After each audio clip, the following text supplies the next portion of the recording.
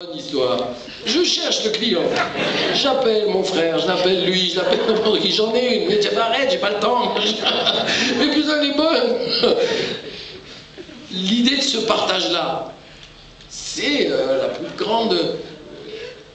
Et puis c'est ça qui va nous donner la force aussi de continuer à écrire. Parce que finalement, on n'écrit pas que tous les deux. Je veux dire, oui, on n'écrit que tous les deux, mais vous êtes nos partenaires, quoi. Vous voyez, on ne vit pas des histoires d'amour tout seul. Enfin, on peut, mais c'est fatigant. Je veux dire,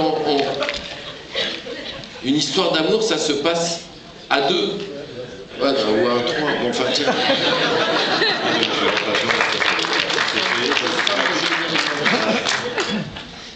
Il y a une question là, juste oui. là-haut. Oui, bonsoir. D'abord, merci pour le plaisir que vous nous avez apporté ce soir, je suis là. Hein. Oui, je vous vois. Et une question concernant les comédiens. Les autres, ceux qui n'ont pas les rôles principaux, concernant Yves Régnier particulièrement, on le voit dans un rôle de contre-emploi par rapport à ses rôles habituels. Quelle a été la nature de ce choix? Vas-y, tu peux répondre.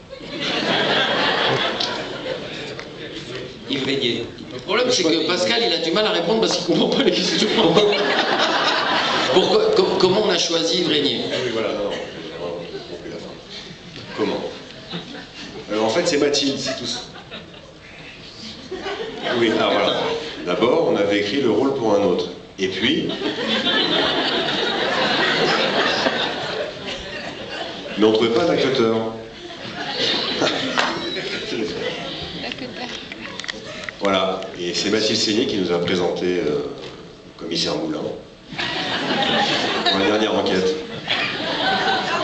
sur la CNAO, meurtre à la CNAO. C'est le dossier, vous savez, pour le dossier aux origines. C'est Mathilde qui nous a dit, écoutez, voyez Yves Régnier, n'écoutez pas ce qu'on vous a raconté, foncez le voir. Michel l'a vu, il a fait un déjeuner, il a trouvé Yves tout de suite en place, le personnage, et c'est vrai que dans le film, enfin, tous les gens trouvent qu'il est un peu le Indiana Jones français de Picardie. Mais c'est vrai. C'est vrai que c'est un bon choix de parce qu'il est très bien dans ce film.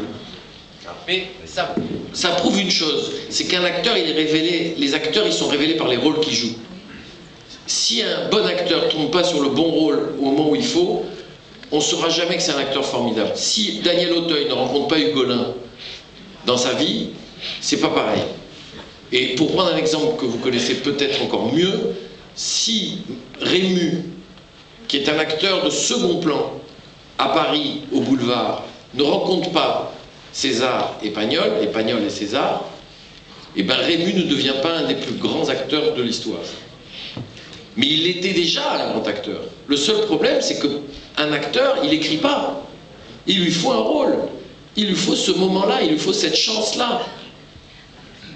Et Yves, bon, bah, il a fait commissaire Moulin, et finalement, les gens, il s'est mis lui un peu dans cette boîte, les gens l'ont mis dans cette boîte, et on lui propose rien, alors que c'est un acteur formidable.